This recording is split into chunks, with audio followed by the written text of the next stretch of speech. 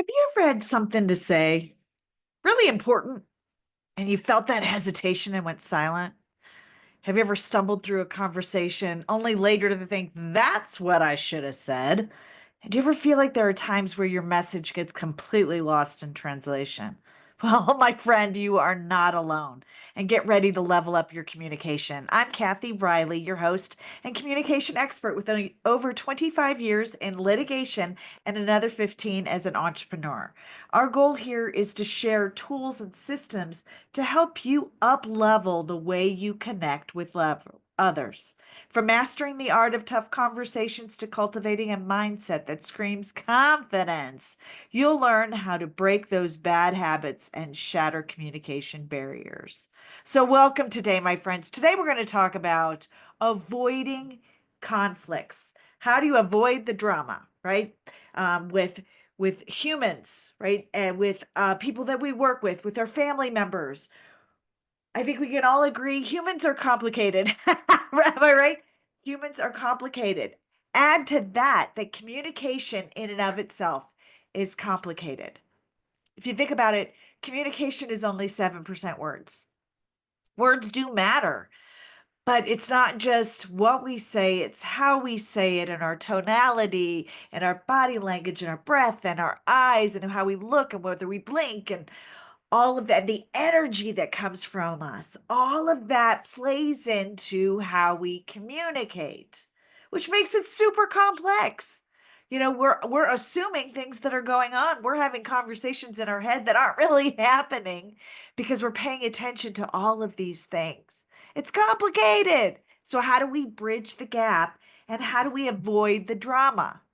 Right? So we're going to talk a couple ways on how to do this and kind of open up your mind about how communication happens and actually how we think. How we think. So I want to share a quick story with you, and you may be someone who has a similar experience in your past, or maybe yeah, yesterday.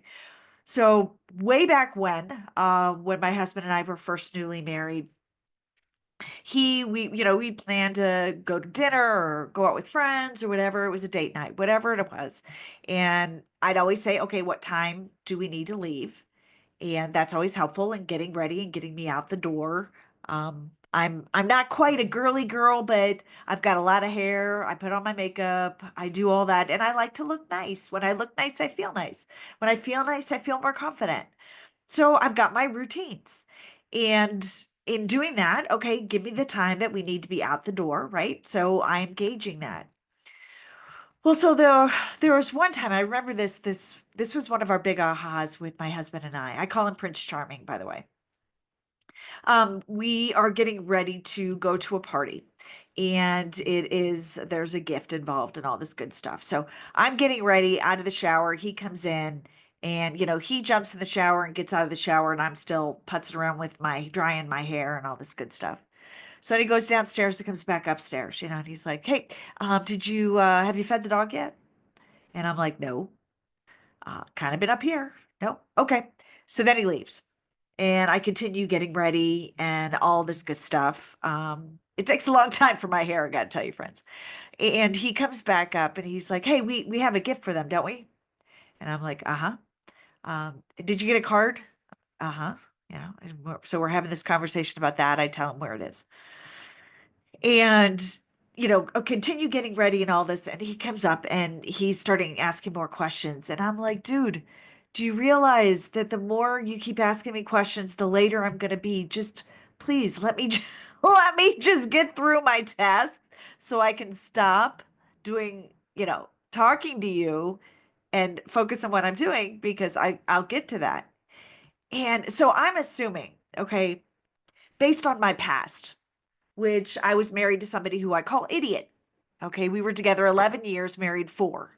Idiot is the best way to describe him. Best way to describe him and our relationship, quite honestly. And he would always be nagging me, like, "Are you ready yet? Are you ready yet? How much longer? How much longer? How much longer?"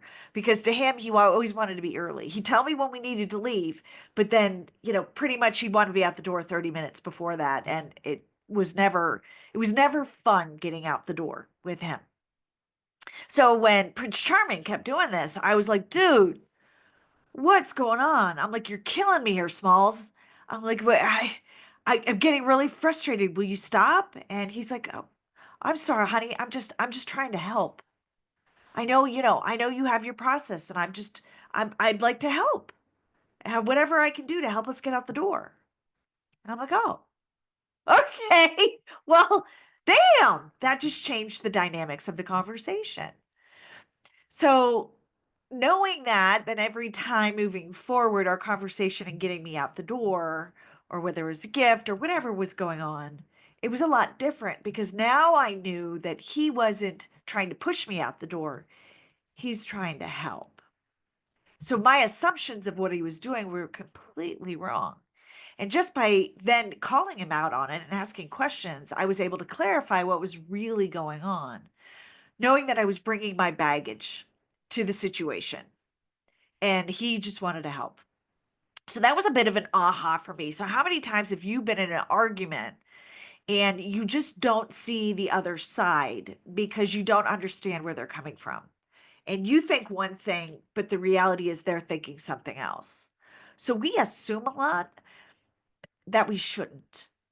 And we use our past to predict what's going on in our present day and our future. And starting to pay attention to that and asking questions.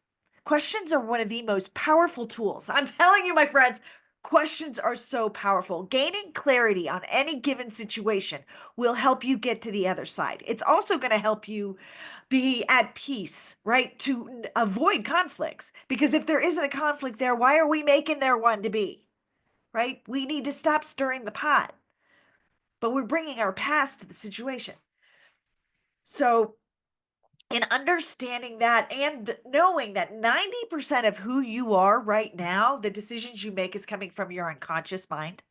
Your unconscious mind. It's a great, glorious computer running in our back. And our unconscious mind, its number one job is to protect us. So if we feel a conflict coming on, we're going to try to avoid it at all costs. But if there really wasn't a conflict to happen, we're stirring the pot. We're creating a problem where there wasn't one simply because we misunderstood the conversation. So knowing 90% is from our past, 90% is in our unconscious. We are bringing up that, what I call that itty bitty shitty committee, our past into our current present situation. So we need to pause. Knowing that, we can pay attention. We can pay attention to the emotions that are stirring up. We can sit there and go, okay, this is going down a path. I can feel it emotionally. We feel it. You know when you feel it. And you can pause. You can pause. There's a power in pause, power in paying attention. So pay attention to where the conversation is going and then start asking questions. Gain clarity is what is really, really going on. Now, here's the other thing I want to talk about. Understanding that the way our brain works. We're two kinds of thinkers in the world. We have literal thinkers and abstract thinkers. So I challenge you, which one are you? So literal thinkers focus on concrete, factual, and straightforward ideas. They interrupt information exactly. I'm sorry, they interpret information exactly as it is presented, often without reading between the lines or considering metaphorical or symbolic meanings, right? It is what it is. 1 + 1 is 2, end of story. Now, on the opposite side, abstract thinkers go beyond the surface, focusing on concepts, ideas, connections that aren't immediately obvious. They thrive on the hypothetical, theoretical, symbolic reasoning, and are comfortable with ambiguity and deeper meanings. Well, my friends, I'm a literal and my husband is an abstract. So we make an amazing match, which means a lot of our conversations need to be having a pause and questions for clarity. As an abstract thinker, I get exceptionally frustrated with his hypotheticals, with him talking in big pictures and I don't understand. For instance, he will say things like, hey, you know what you should do? You should walk the dog. And I'd think, I I can't walk the dog right now. I have this to do and this to do and this to do. Like I've got 3 appointments coming up. What are you talking about? How could you possibly, what do you want to put something else on my plate? Now what he was saying is you know what? You could use a break. Why don't you go outside, enjoy it? You love your dog, she's your baby. Go out, have some fun, take a break for 15 minutes. That's what he was saying. But that's not what I heard. I heard, go take your dog for a walk. Do you see? How often are you having conversations like that? How often? It happens in the workplace more often than not and is a direct correlation to the conflicts that happen because people do not pause, ask questions to get on the same page to gain that clarity. So powerful, my friends. So powerful. Knowing the way our brain works. So there are two. We also have personality types. Okay, we're going to make it even more complex as humans. We have personality types, right? We have people who like to be the cheerleaders and the nurturers. We have people who are the go-getters and the entertainers, right? We have all of these different personality types, and then we have people who process information differently. Some are visual, right? They need to see it. Some are kinesthetic. They want to write it. They want to do it. They want to feel it. You put that all together, man. As humans, the way we think and process information and communicate, it's so complex. That's why I love it. I got to tell you, I love it. I'm a nerd. I love learning about this stuff. So, how can you use this information? You use this information right now to avoid conflicts in the future, to avoid the drama, to talk without tension, right? And that's going forward with some presumptions. Uh, Presuppositions is what we call it in neurolinguistics. There's some presuppositions that paramount to moving forward with grace, with leadership, with finesse, with empowerment. And what presupposition is, it's different than assumptions. Assumptions, you don't necessarily, when you have a situation, you're assuming those aren't facts in question, right? Things are ambiguous. You don't know for certain. You're making assumptions. You're filling in the blanks, right? And that doesn't always work because you know what they say about assuming, right? Makes an ass out of you and me. But presuppositions is understanding the facts in play and taking the emotions out of it. So, a presupposition, for instance, let me give you an example. If I were to give you a statement, what is the presupposition? Let's use the statement Jackie loves her mom. And I say that because Jackie's my daughter and I'm her mom. But okay, take the statement as it stands. Jackie loves her mom. What can we presuppose? We can presuppose one, Jackie has a mom. Okay. Jackie has a mom. That's absolutely 100% true. Jackie has a mom. We can also presuppose that Jackie knows how to love. We can presuppose that Jackie has feelings. We can presuppose that Jackie is a woman because it's her mom. So when you look at and you hear words, pausing to understand and comprehend and presuppose the facts. What is the reality of this situation? And then there's a couple presuppositions that I believe, I'm just going to give you three, that I really think are foundational at avoiding conflicts, at living, quite honestly, a happier life. Because when you can communicate more effectively, you truly lead a happier life. I'm telling you. Avoid the drama. Listen to mama here, my friends. Okay. Presuppositions. So understanding. So I'm going to give them to, I'm going to lay them out right here. Are you guys ready? Are you ready? This is so good. So presuppose that people are not their behavior. Think about that. People are not their behavior. We all have good moments and bad moments, right? That doesn't define us. Have you ever lost your shit? Right? Have you ever done something bad? That doesn't define you. That's not who you are. So when you see other people and their behaviors and you're like, oh, pause for a moment and understand that that individual behavior is not the defining moment of that individual.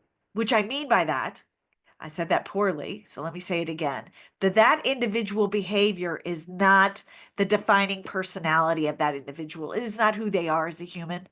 It's not. It's only one moment in time. And remember, we're complex individuals. So something so small as one behavior doesn't define them, right? So people are not their behaviors. Okay, number two, understanding this and presupposing this when it comes to the human race. Everyone, everyone is doing the best they can with the information and resources they have. They have. Now, there may be a few idiots out there, all right, but for the most part, I truly believe, and this is a solid presupposition to really, really navigate life, is to understand that everyone is doing the best they can with the information and resources they have at this time. When they know better, they do better. They truly do. So, a story on this one. I lost my mom in 2017, and I was going through some major health issues myself. It was my second round of nearly losing my life. And I got to tell you, I was really mad at my mom. I didn't think I'd get emotional on this, but I was really, really mad at my mom for not teaching me how to be a better advocate for myself. Because I truly believe she did not advocate for herself, which is why she lost her life. Um, Liver and kidney failure. She just, so that's a whole other story. She didn't self advocate. She didn't teach me how to self advocate. I was really mad at her for a while. And then it dawned on me as I embraced this presupposition. I had to be reminded of it. She was doing the best she could with the information and resources she had. She learned from her mother and her grandmother and her grandmother's grandmother. Women were to be seen and not heard. Our job was to take care of everybody else, right? And whatever that meant for us, I mean, she'd tell me, don't stir the pot, right? Don't cause a mess. Don't cause a fuss. Stay quiet. Sit down and be quiet. She would tell me, oh, sit down and be quiet. Always telling me to hush. Well, that's how she was raised. She did the best she could with the information and resources she had. It was very liberating when I finally connected the dots on this and realized she did her best. There was no ill will. She didn't mean to mess me up on that level. She didn't. She had no intention whatsoever. She was just doing what she was taught. She didn't know how to do better. Now that I know better, I do better, which is why I'm so passionate about communication and self advocacy and helping others do the same because I know better. So knowing that she did, it was liberating to let go of that. So when you're in a conflict, right, or you're leading to a conflict, understanding that the person on the other side of that table or the people on the other side of that table, they're doing the best they can with the information and resources they have. They just don't know. So by asking questions and creating conversation, you can gain clarity on what is truly meant and maybe partake some of your wisdom as to how to navigate whatever conflict is coming up. Because if you know better, then why not share it? Okay, so that was number two. Number three, is you are in charge of your mind. There's very little things, very few things, quite honestly, that you control. You can't control the weather. You can't control what other people do. I tell my daughter often, she's 19 now, but all that through her world, you're not the boss of their body. You're the boss of whose body? Your own. You're the boss of your body. I'm the boss of my body. You can't tell me what to do, and I can't tell you what to do. I can't tell you how to think either. That's your job. So you are in charge of your mind, how you think, how you talk to yourself. Whether you feel empowered or not, that's up to you. It's a choice. Whether you feel confident or not, whether you have the courage or not, that's totally up to you. That's totally up to you. So if you know that you can take that and own that, that is your power. That is your superpower. Is you are in charge of your mind. Your mind will help you navigate so much if you pay attention and you shift the negative to the positive. Here's what I will say when it comes to your mind. If the words that you are saying to yourself in here, and I'm pointing to my head, my noodle, the words that you are saying to yourself, if you cannot say them out loud to a child or to your grandmother, you have no business saying them to yourself. Okay, just stop it. Stop it. Shift the negative to the positive. You're in complete control of that. You sit there, I can't do this. I can't do this. Yeah, I can. I can do this. I got this. I got this. So understanding, okay, knowing that individuals think two different ways, right? We're either literal or abstract, right? So there's two different ways of the way we think and process information, okay? Then incorporating these presuppositions that people are not their behavior, everyone is doing their best, and you're in charge of your mind, okay? Incorporating those. Now, when you walk into a conversation, good, bad, or indifferent, you have the power to pause, feel the feels, right? If it's going down, you're a literal thinker, you're an abstract thinker. You may be on the other side of somebody who thinks differently than you. Okay, knowing that we think differently, you can pause, right? Feel your feels and start asking questions to really understand. I'm curious, where did that come? I'm curious, why do you ask? I'm curious, how is this an issue? I'm curious, what's going on right now? I see a change. I feel a change, right? I feel like we're not on the same page. What's going on? How can we get on the same page here? What information can I give you to help you understand? Right? You see a different path. Well, what's one thing we can do to continue on this path? What's one thing we can do to get on the same page? Right? And can you, okay, we've had this conversation. We've been going around and around for the last 30 minutes. We're not going to agree to disagree, okay, on this. Or can we agree to disagree? And can you get on board with this decision? Yeah, it may not be your best choice. The team has decided to do this. Can we all get on board and move forward with this path? Can we do that? What's it going to take for you to get on the same page as us? Great questions. Ask that. When you ask questions, you are empowering yourself and others to gain not just knowledge, but wisdom. Wisdom, knowledge is on the internet. Wisdom comes from within an experience. So you move past just the simple data, just the simple issue, and really, really communicate with the person on the other side of that conversation. Best way I can tell you right now. Very, very simple. There's so much more. We can spend hours, and I will continue to talk on this topic because I think it is so, so powerful. But partaking this, just sharing this with you right now just process it, take it in, pay attention. Again, literal abstract thinker. So we think differently, right? Knowing that everything is running, 90% of who we are is running in our unconscious mind. So things our past is totally bringing forward, asking questions and incorporating these presuppositions. People are doing the best they can. They're doing the best they can with the information they have, which is why sharing information is so important.